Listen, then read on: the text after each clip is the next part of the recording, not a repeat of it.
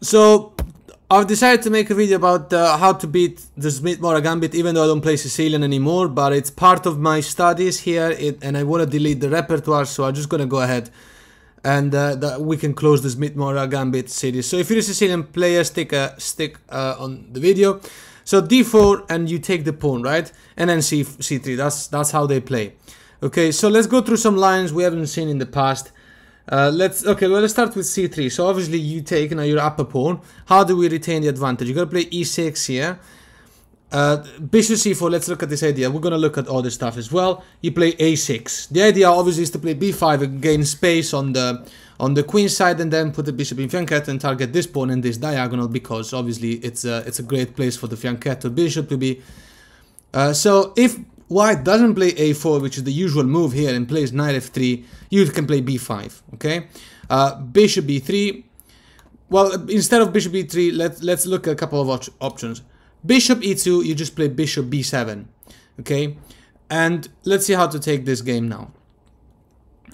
Let's say a3 by white to stop b4, because b4 is a thing. Why is b4 a thing? Obviously because this pawn is a loose pawn. It's only defended by the knight. So if you play b4, the knight moves, you win the pawn. No compensation. You're up even more material. So anyway, the white plays a3, right? You play bishop e7, and after castle you play d6. This is now the Smith-Morra has been neutralized. Your upper pawn. And yeah, we're focusing on how to neutralize the Smith-Morra Gambit, not like how to go all the way until the transition to endgame. You are already in a better endgame. Well, let's close the line there, because it's not white's most aggressive idea. If white were to play, let's say, bishop g5, this is one of the main moves in this position, right? Obviously, now here you don't want to play f6. You don't want to get the queen away, because it will go into rook c1. And bishop, knight b5, knight d5, these are all ideas that are really annoying. You have to play bishop e7 and force a swap of pieces. When that happens, take back, and once again this is neutralized. The move they go on with is this one. It can feel really annoying, but you just castle. Castle, and now knight c8 kicks the queen away. The queen will have to move, and whatever she does, queen c5, or even queen going somewhere else, but you can still play queen b6. Force a trade of queens, you're winning this endgame. White, Smith-Morra Gambit has been neutralized. If queens stay on the board, let's say queen h5, d6, the a4, these are all best moves. a4, the idea of opening the file for this rook. b4, the knight moves away, and a5, obviously, to solidify the pawn. Now this pawn is under attack, it's a usual weakness. Queen moves, and now knight a6. The knight will be sitting in c5, putting more pressure on the weak pawn, and that's it. There's no compensation. So let's close this line as well.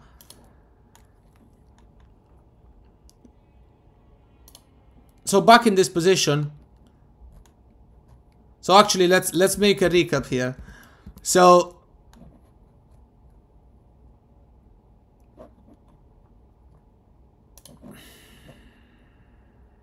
let's make a recap. Back in this position, right, a6, remember, when white doesn't play a4, you need to play b5, so knight f3. And let's go through bishop to d3 this time. The bishop is going back to the square, which is fine, protecting the pawn. Still, remember that the whole point of playing against the Smith-Morra Gambit is to neutralize it, so that you don't lose to it and you go to a better endgame. Obviously, we're not going to go all the way deep. Knight e7, castle, knight g6. That's how you play it. This is because e5 is going to come eventually. It's going to be annoying because it stops you from pushing d6 or d5 for that matter. So knight e5 puts more attack over e5, and with knight c6, potentially queen c7, you should be able to take the pawn. Let's say e5, for instance. Fine, you play bishop b7, the fianchetto, bishop g5, always meet this with bishop e7. And obviously there's a lot of attack. If they play h4, that's really stupid, because you can attack the bishop and force a trade, and this king is weaker. Take, knight e4, the usual move. This is really annoying. I used to suffer a lot when I used to be a Sicilian player. Knight d6 is the usual idea, but if you castle and this knight doesn't come with a check, then obviously it's fine. Knight d6, attacking the bishop, bishop d5. That's it. Bishop e4, trading with our monster bishop. Take. That's fine. Now knight c6, develop. Okay, you can argue that the queen can now reach the square d6. This happened to me in a game long time ago, which is why I have it here in my Lichess study. But obviously I freaked out here. I thought that this knight was going to be there to stay forever, and then rook c1 and then rook c7 was going to happen, and I was lost. But here there's nothing. You just take this pawn. Remember, you play knight g6, knight c6, so you can put a lot of attack over here. Take and take back, take. There's nothing. There's no compensation for this. You move the knight away, and then knight f6. Let's close the line there. And back in this position, one last idea. Instead of bishop d3 or bishop e2, what about bishop b3? Okay, same thing, bishop e7. And now, if white plays bishop g5, bishop e7, the game is neutralized.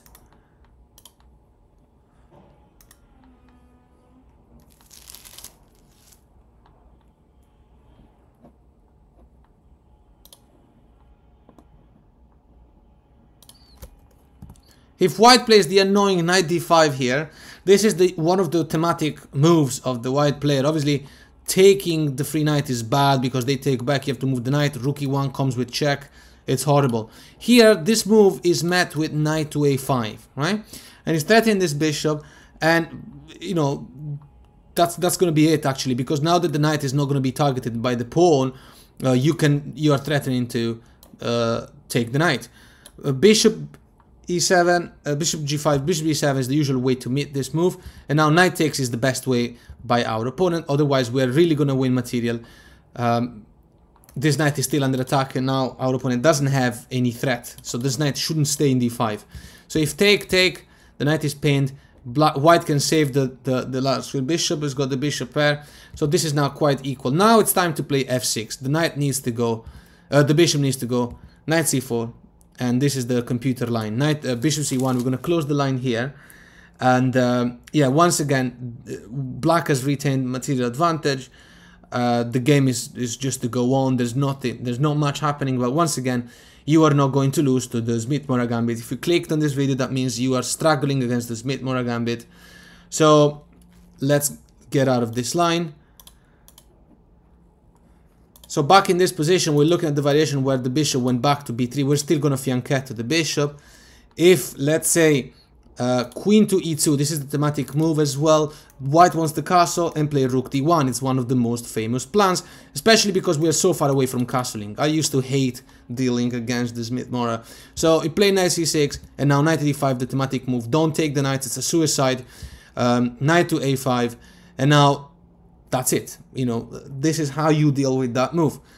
Now, what's annoying in this position is when they play, I remember they used to play this plan, bishop e3, with the idea of playing bishop b6, and I've lost countless games because I was so scared of taking the knight, but actually you do need to take the knight.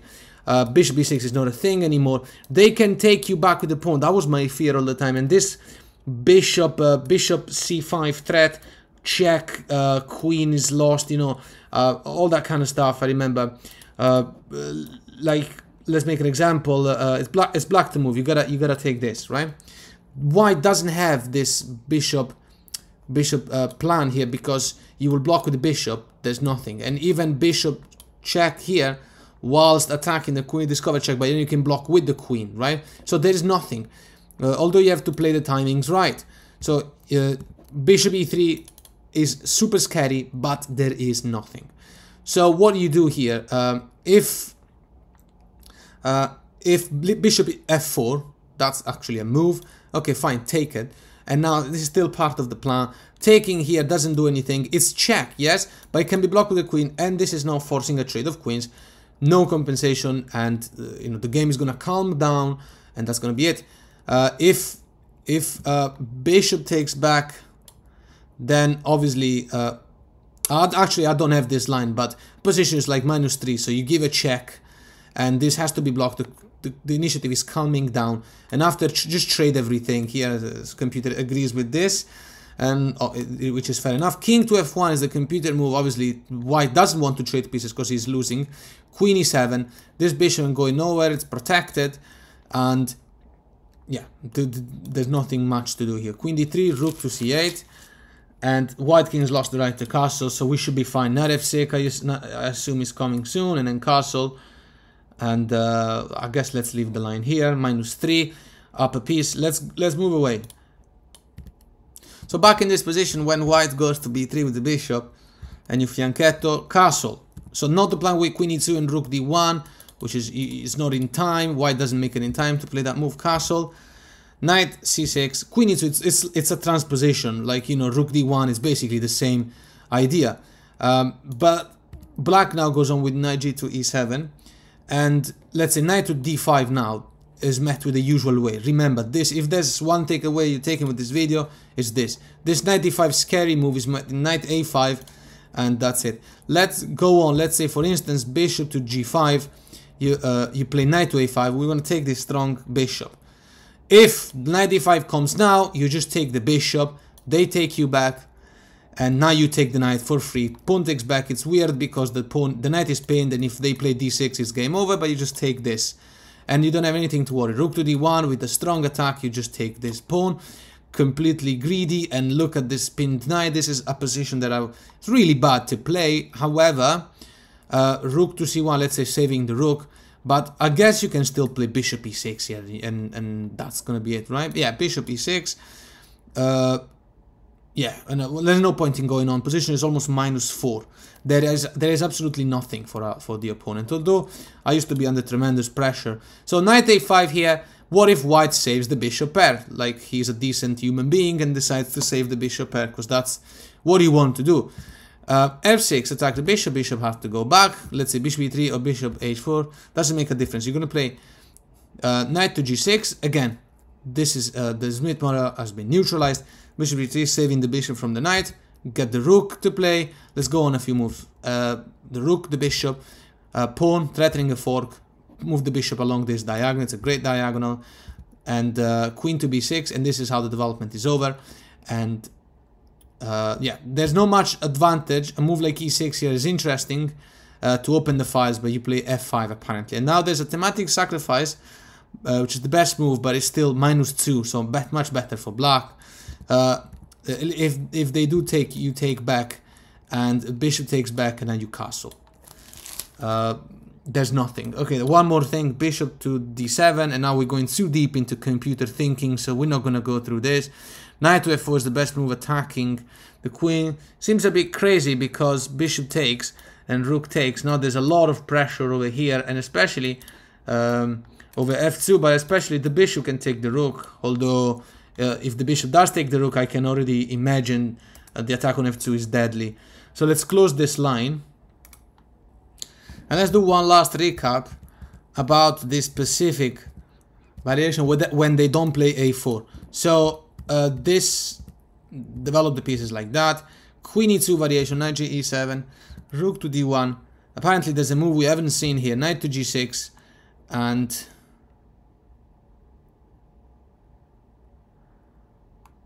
now knight to d5. Okay, well, I'm not sure we haven't. Let's look at this one first. Instead of knight d5, let's look at bishop e3. Now here you play knight a5, attacking the bishop. Knight d5 here, once again, in this case, it can be taken. What's the difference? The difference is, when there is a bishop here and the queen threatening the discovered attack, there's not much to worry.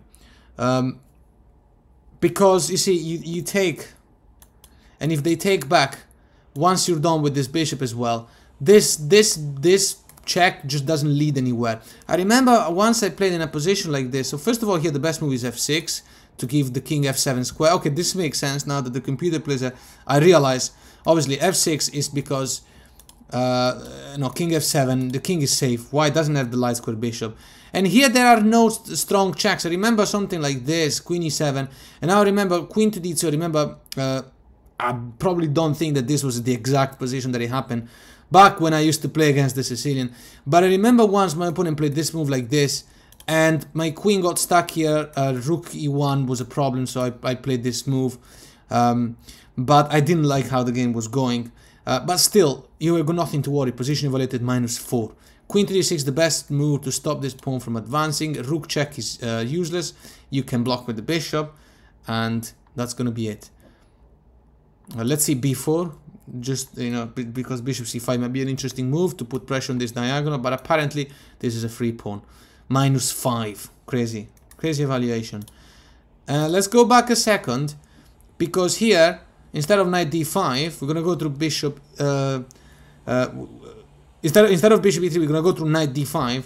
But first, there's this move that I have in the lines.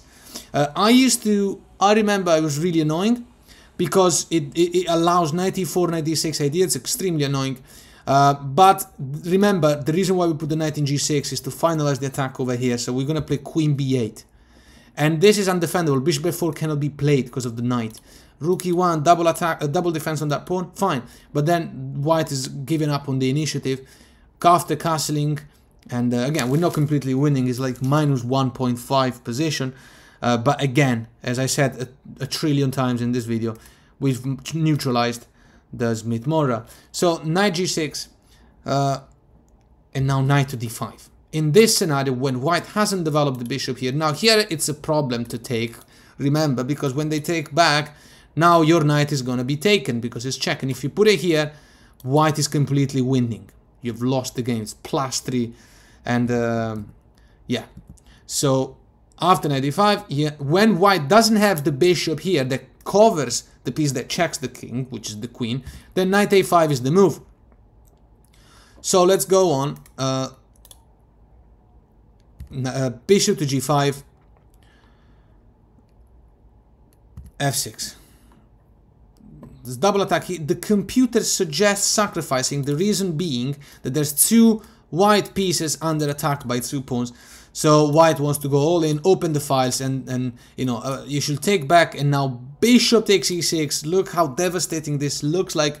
If you don't know the theory, if you don't watch this video, and you don't learn as many patterns as possible of the Smith-Morra, there's no way that you will feel confident in a position like this. If I didn't know, if I didn't see the evaluation, and if I hadn't created these lines a long time ago, some of them I'm completing them now, but I will know, if you ask me who's winning this game, I will say the position is like +7 for white or something. It's like one of those positions where you are going to be slaughtered.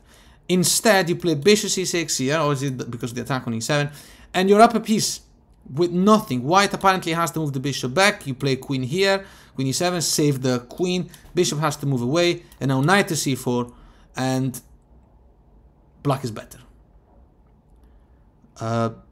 If you feel under pressure, you want to know how to find safety, know that you are safe. a4 by white, rook to d8. Take. That's it, there's nothing. Okay, knight to d4 looks really strong, threatening. A lot of squares around us. You just take this pawn, that's free. Okay, and yeah, we're gonna drop the line here. We're like at move 20, so no point in continuing this. You are completely safe. And here, when we did this double attack on these two pieces, if the bishop had moved away, first you take the bishop, they take you back, and now the knight is free to be taken, because when they take you back, you don't have a knight in c6, and you just play king f7, and you are just as safe as... Okay, let me think of something safe. You are just as safe as... Well, I can't think of anything safe, to be honest, because I live in London. The word safe just doesn't have a meaning to me. Anyway, right, and here after f6, one last option. If f4, again, in my line here it says knight takes bishop, but for some reason the engine is telling me differently. There's not much difference. You can do that. You can also take the knight. They take back, queen blocks, same stuff. Okay, queen d2 with the threat of rook e1. Apparently, well, you take the bishop with an attack on the queen. They take you back. Now you take this one. They take you back. And now queen to d6 calms down everything. Remember that it's crucial to play f6 and king f7 when the light square bishop is gone. Okay, you're completely winning once again.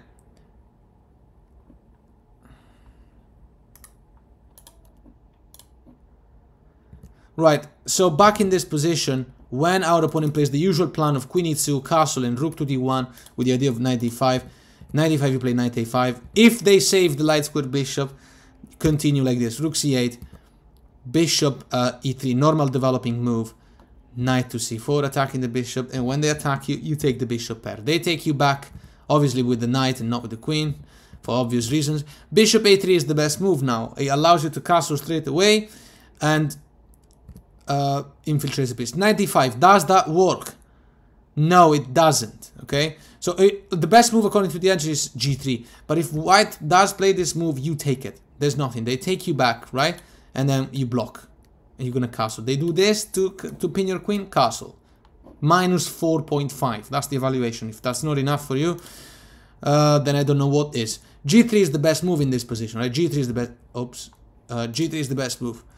So castle, rook to b1, queen e7, developing.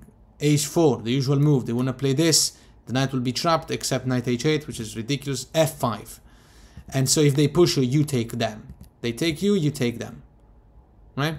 Check, move the king. Don't take, because you don't want to give your opponent too many potential future checks. So yeah, -5 is the position here. There's no compensation for anything here. So let's go back to the very first line, and the most important.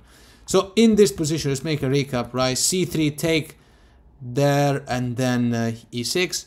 In the variation with bishop c4, a6, they play a4. Now, it is true that this stops you from doing the fianchetto thing, but you are now going to develop. And you're going to castle, and there's no compensation for the pawn. Knight f3, d6. Right? You're in time to play all of these simple moves. Castle, knight c6. Queen e2, the usual move of rook d1, knight d5, blah, blah, blah. Knight e7. And when they play rook d1, castle. Simple as that. There is no knight d5 move here, obviously. You just take. Come on. If e5, you play d5, and the bishop has the move, you're completely safe. After knight g6, and a lot of pressure on the square, e5, nothing to see here. Okay, so bishop to g5 instead, queen to c7, right? Rook developing, putting on the same file as the queen. h6 attacks the bishop. This bishop has got nowhere to go. If, let's say, bishop h4, knight g6, bishop moves away, rook d8. Look, this is all, we should stop the line here. It's just that it's kind of annoying. It's an annoying opening. You probably lose a lot, so you want to see as many patterns as possible. But let's say king to h1 is the best move. Queen e7, get it out of this strong diagonal. Knight e1, the idea of playing f4, f5, and so on. Bishop d7. That's how you play this game. Knight d3, knight e5. Here is the best move. Strangely enough, we give him the bishop pair, but now we have a majority on this side against these two, so we can start pushing soon. Yeah, let's close the line here. After f4, c4 is the best way to continue. And yeah, we've gone way too far, so let's not confuse ourselves. So here in this position, after h6, if the bishop retreats to f4, again, the same thing. Knight g6, bishop e3 will be a transposition from before. Bishop e3, bishop d7. You see, you're just developing the pieces. If they double up the rooks, bishop e8, bishop a2, queen a5. We're dropping the line here because we've gone too far. But again, look, you are not going... Now it's all about tactics. It's all about your skills. But you have completely annihilated any initiative that the Smith-Morra Gambit has. Let's delete this.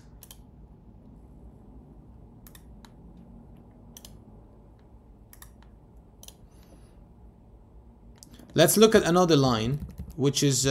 so this one... and they play e6, and now they play e5 straight away. This is because if you play d5, they can take en passant, and yeah, but there's nothing. Let's look at quick oversight. Remember that you're up a pawn for no reason. If white attack, if the gambit doesn't finalize itself properly, then it's just white is in a disadvantage. Bishop f4. I mean, yeah. Let's look at. Bishop f4 line, you just develop the bishop, pinning this knight. Let's say they do this move, and then you just develop. Again, nothing to see here. You can take this knight if you want as well. You can go knight to d5, attacking here and here, castle the king. White has just lost the pawn for no reason. If instead, after knight c6, they play, no, let's look at knight f3. d5 actually is possible. Okay, and if they do take en passant, you take back, you're developing, you're just up a pawn, once again, with nothing for white. If instead they develop, obviously, the best move is a6, castle, and now bishop to c5. Again, because the center is closed, how could you make a gambit? How can you make a gambit and then the game is closed? Right?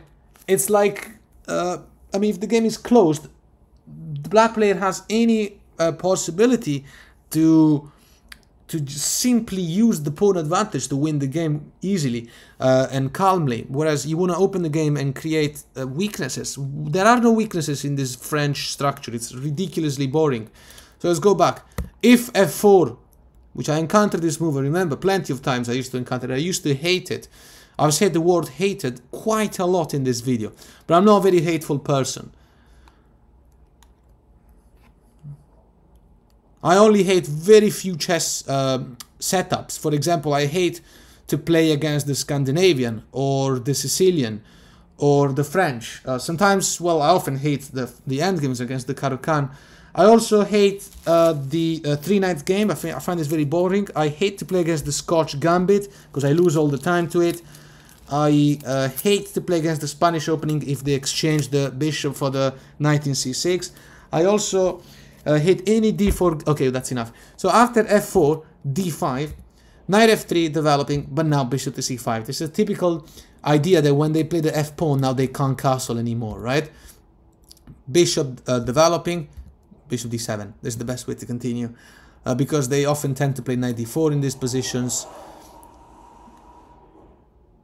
Put pressure and yeah, but once again, it's a close center, nothing to see here. So let's make one more recap, right? So d4, c3. Oh yeah, this one, by the way, I recorded this line as well. So here, this is some sort of Smith-Morra transitioning into a Danish gambit, but it's not really a Danish gambit because we didn't play e5, right? So this is white playing the Danish gambit against the Sicilian, right? It can happen. So you take this pawn, but now this comes with a very strong initiative by white. You play e6 to neutralize the effect of the light square bishop, knight f3, and now d6. Try to calm down the initiative. Castle, knight c6. What to do now? Let's say if... What is this noise? If white goes with the development, knight c3, right? Or let's actually look at knight d2. Knight b2 first. Knight d2. Knight f6. Rook c1. Look at the great development of the white player, but there's nothing. Rook e1. Castle. Bishop e5. There's nothing. It's over, right? The Danish gambit has been neutralized, right? And if you thought maybe e5 with a strong attack already, you take, and what should white do? What should we make them do? Queen e2 is the best move. A lot of attack over here, but again, you castle. Position evaluated almost -2. If white takes bishop d7, again, there's nothing. So that's what we want to do. We want to neutralize these gambits.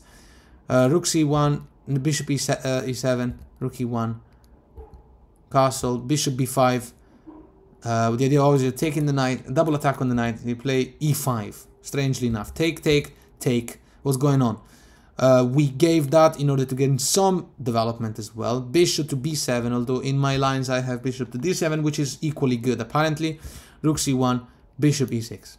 Once again, we still have material advantage and there's no compensation. White can play knight g5 attacking the bishop, save the bishop pair in this game. They have to go back and then go back here. Some sort of repetition.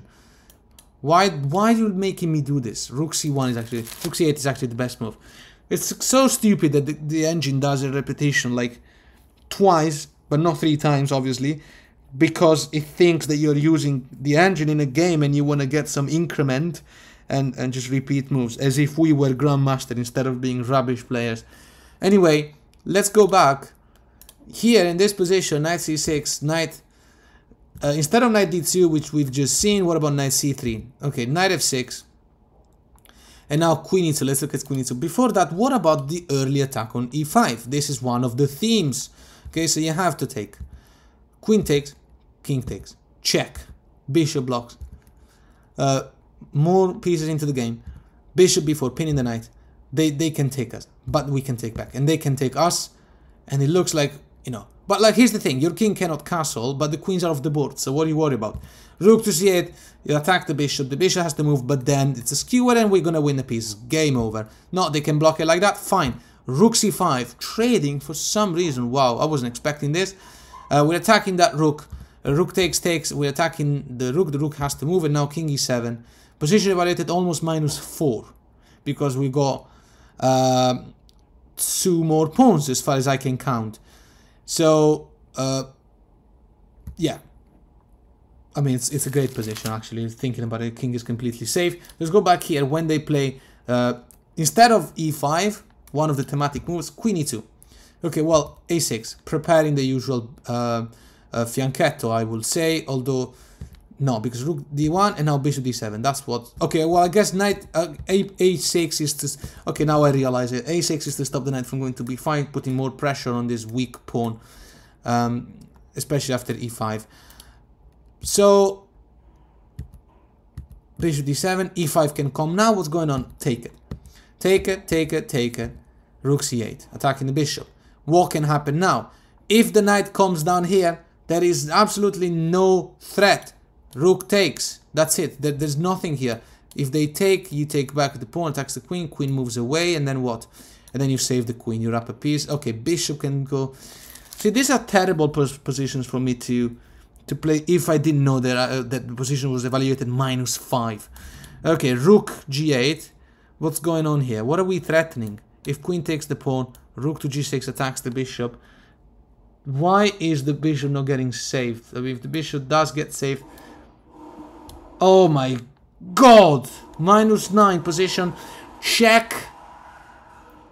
Okay, and then you're gonna play bishop c6, I suppose. Take. Rook g4. I mean, if the king had moved, you would have played bishop c6, I think. King f1. Check. Okay, well, the game speaks for itself. So instead of knight d5 here, instead of knight d5, what about white saving the bishop? Okay, queen c7, suggest a trade in a winning material position. Okay, knight g4, threatening a checkmate that we can assume our opponent will never see. Yeah, that's game over because white is going to play this move now, so we can check. No, I'm kidding. So let's see. What's the best move? The best move would be queen to g3, but you can swap. Alright, and even if queen to h3, avoiding swaps, queen to f4, targeting over here, and I guess also knight f2 later on. Why can this not be stopped? What's wrong with rook here? Bishop c5, okay. Too much attack on it. Our opponent is forced to trade pieces with us. Okay.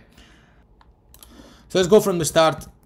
And, okay, so in this variation, we're not looking at the gambit with c3, but rather knight f3, to try and recapture this pawn in a normal way.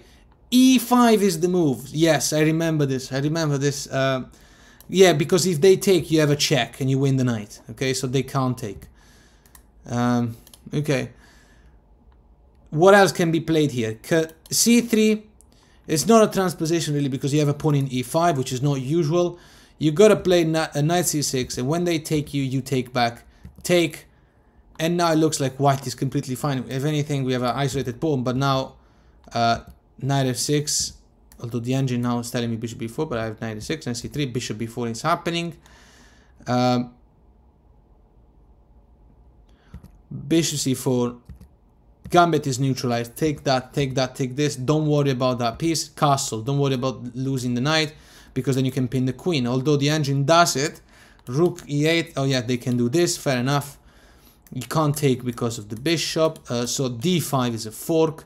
They can take your queen. The best move is to take back with check. Obviously, white will have to save this piece, and now knight to d8. Wow, I hadn't seen all the way through that. Okay, well, let's close the line here. White can go on like this, and now we're gonna be putting attack on the weaknesses, defend the pawn, and it's weird. We're gonna be playing against the bishop pair. But now the thing is we have an advantage and this pawn is very weak, and white now, the engine gives up the bishop pair as well for the sake of recapturing that pawn. And yeah, this is like slightly better for black now. So let's move away. So here, bishop b4. What if instead of bishop c4, white plays, let's see a couple of moves. Let's see, knight to b5, the idea of going to d6. It's not a threat because you can castle. They attack you, take. Take back to keep the pawn structure safe and to protect this pawn. Rook e8, double down on that pawn. Bishop d3 defends it. d5 puts more attack on it. Castle. d4 is the key move here. And when the knight moves, you can take this pawn. Queen to c2, double attack on it, bishop f5. Use put pressure on the pin piece, knight to d6. And at the end of all the swaps, you've got a knight hanging in e2. Okay, back in this position, bishop to b4. What if they take the knight? Take back with the b pawn, bishop d3, d5. It's happening. Bishop to g5, and you just attack the bishop. Let's see how... If bishop h4, g5, bishop g3, and now you can take a free pawn. If the bishop takes the knight, take back, castle, castle, take. We're attacking that pawn. Rook c1 defending it, bishop e6 defending that pawn, c4. Okay, and once again the position is equal. Okay. So queen to c2, rook c8, c5. The opponent has a passed pawn. We play bishop to d7. And you're gonna have to take it from here. This is obviously white having played top engine moves so far. So let's close it. And let's make a recap of this specific line. So e5, right? They can't take the pawn. Bishop c4. No, that's not what we were going through. We're going through c3. Okay, so then c6, take. Oh, and now bishop g5. We haven't seen this one. Bishop g5, bishop c5. Double attack on the knight. Take, queen to b6. Don't recapture because you got this horrible threat for our opponent. If they take, for example, check, king moves, and then you got mate. If king to d2, you recapture the bishop. And now the best move is knight to b4. Why? I mean, yeah, no, it's not like there was something else. Like if they try to develop, then you got an attack here. Wait a second. If they try knight to c3, take this and then this, and now what? The rook. If this, you take with the b pawn, and I assume this is coming, unless they defend it like this. But then the rook falls. -7 on the engine. Wow. After knight d4 check, goes there. Bishop saves and attacks here. Queen c1 defends it. And yeah, position is -3 for best moves to continue now. d6, they attack your queen. Check. King moves. Check. I guess knight c3. Bishop d6. Position like almost -4. Yeah, you'll have to take it from there. Next moves apparently would be queen c2, long castle. Yeah, long castle makes sense. And then d5. Okay, well, that king's in huge trouble, as you can tell. So let's go back. So in this variation where they play knight f3 without the pawn in c3, right? You play e5. They play bishop c4. This is not transposition in some sort of Italian. Queen c7 is the best move. Now, there is no sacrifice here. This check doesn't work. You take, check, you go back, queen f3, knight f6. That's it. The check is pointless because g6, right? There's nothing here. The queen just has to go back and that's it. Queen f3 instead, knight f6, castle, d6, knight moves, attack the knight. Knight is coming to b5. That's fine. Queen to b6 very quietly, and two pieces are under attack, so that doesn't work. In this position, we went to the sacrifice, which is wrong. What happens if b3, defending the bishop, allowing the bishop from going to go to a3, f5 is the best move. And castle, take this, knight to g5, usual flight lever idea. Knight to f6, completely careless. Knight f7, this is the best move. The bishop, look at this cube in the center. Our opponent can take the rook, but then we take the bishop and the knight is trapped. If they move the bishop, you take the knight. If they check you, you take the knight. Okay, well, we've understood it.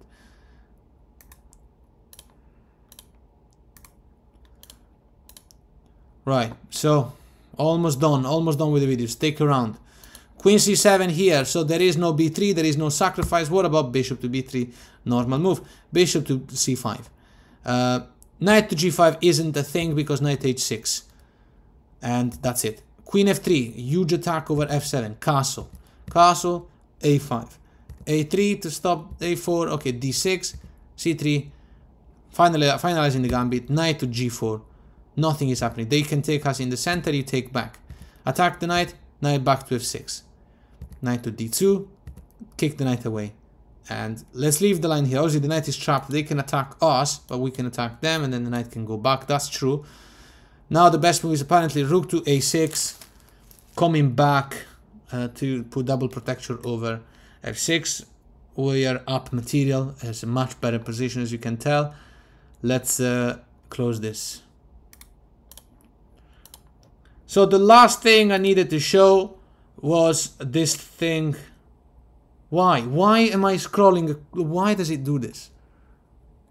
Okay, so I'm just trying to scroll the moves, not the screen. So e4, c5, d4, and now when they play queen takes, okay? So that's another way to do this. It's like, it's really boring now, but let's go through it. Knight to c6. Okay, the queen will have to go different places. If queen goes to a4, you play e6. There's absolutely nothing, right? You're gonna carry on with the game. That's why I didn't do the line about that, because I'm gonna be explaining some patterns already. Let's go through knight c6, queen to d1. Okay, not much to see here as well. Knight f6, knight c3, e6. That's how you play it. Remember their opponent is backward in development. f4, let's try this, because the reason why I've recorded this line is because they played it against me and I wanted to know what to do. Queen to b6 is the best move. Knight f3, bishop b4, queen d3 to put more protection over the knight and the pawn, d5. Open the center like there's no tomorrow. They play e5, knight to g4. And we're threatening the square f2. And there's not much that can be done actually to stop that. Because if the queen moves, let's say, to e2, d4 takes advantage of the pinned piece. a3 is obvious, but now queen a5 and we're winning the rook. Unless they... I don't know what can be done here. Nothing, because we're winning the knight. If instead, I don't know, they play queen d2, d4 is kind of the same thing. So let's go back. Where was I? So here after d5, what if they play bishop to d2 to unpin the knight? Take this pawn. Take. They attack your queen. Take this pawn. No compensation. Absolutely no compensation. What else is there to see? Okay, couple last lines and that's it. Knight c6. Queen can move to c3. I've seen this move before. It's kind of a provoking move. They want you to play e6 because you're gonna hope to play bishop b4 and win, but you just keep it cool. Knight f6 is the best move because it targets a true weakness. Queen c3 is not a weakness, it's a dopamine weakness. They can just play a3 and that's it. So let's go for the true weaknesses. That loose pawn, a hanging pawn actually. e5, and now the best move is e6 obviously to develop. If they take, well in that case white is truly stupid. So a3 now has to happen, but now knight e4 comes. The difference is that now if the queen moves away from the attack of the knight, check. What to do? What can be done? If bishop to d2, you just win this pawn. The queen is defended, you don't have to worry. If c3, queen to d5. I wonder why would you take the pawn? Why not? Because knight f3. Okay, we're giving development. We're giving too much development, maybe. Queen to d5, and oh, I guess we want to take back with the pawn. Fair enough. Okay, bishop to d3 now. Let's look at this move. Knight to f2. What can be done now? A move like king to f2 is met with bishop c5, winning the game. A move like queen takes in f2 is met with queen taking bishop, with a fantastic position. So let's not play that move. Bishop d3 is a blunder. So let's go back here. Queen to d5. What if white plays f3, attacking the knight? Knight to c5. And I think we're going to win this pawn, unless they protect it like this. But now knight to b3. And the rook has to save itself. But now this, and then this, and goodbye. If instead, after queen to d5, what if knight to f3? Normal developing move. Well, bishop c5 punishes our opponent. Because look, there's a skewer to the f2 square. Okay, what can be done? Knight to d4, or maybe a counter-attack. c4, you take the queen, they take you, now you take this with check, king moves, and then pawn takes back. Okay, there's nothing to see here, it's a devastating position. If instead f3 by white, f3, knight back to c5, no, we've seen this, which one we didn't see? The one with knight f3, bishop c5, what if they block with the knight? Well, that's really... Okay, so we have to take, pawn takes, and now bishop takes. Okay, well, look how much attack. Look how many white pieces are under attack here in the center. White has no development, and this king is really in trouble. So let's do the very last line. So, yeah. By the way, I'm aware that this video is different than the usual video. And by the way, yeah, I'm not using the board editor, but rather this move. So it looks like a lazy way to teach. I just wanted to get rid of this chapter of the Sicilian because I've had it in my Lichess study for such a long time, for like 5 years or something. So I just wanted to do the video, try to be as helpful as possible to the people that benefit from this, and then finally delete the chapter and focus on something else, something apart from chess, because I suck at it. So queen to d5. What about this move? Knight to d2. Challenging our control of the center. Now we don't really have bishop c5 plan as far as I can see, because then we will lose the game, as you can tell. Queen e4. Knight d2. Take. Okay, we go up a pawn. Take. These are all best moves. Bishop e6, bishop e7, bishop e3, d6, e5.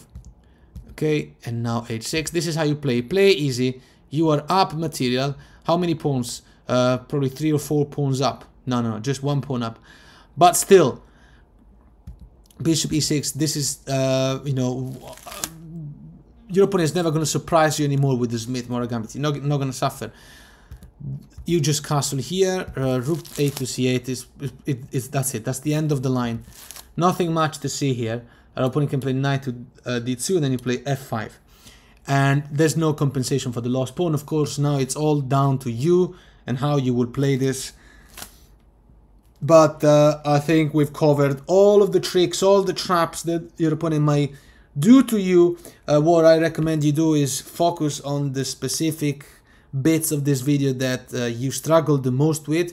Compare them with the Smith-Morra games you lose all the time, and maybe take some screenshots or some, I don't know, whatever makes you comfortable to remember how to get out of the usual positions. Compare them with the position analyzed here, and you will see that in reality the Smith-Morra Gambit is not supposed to beat you anymore.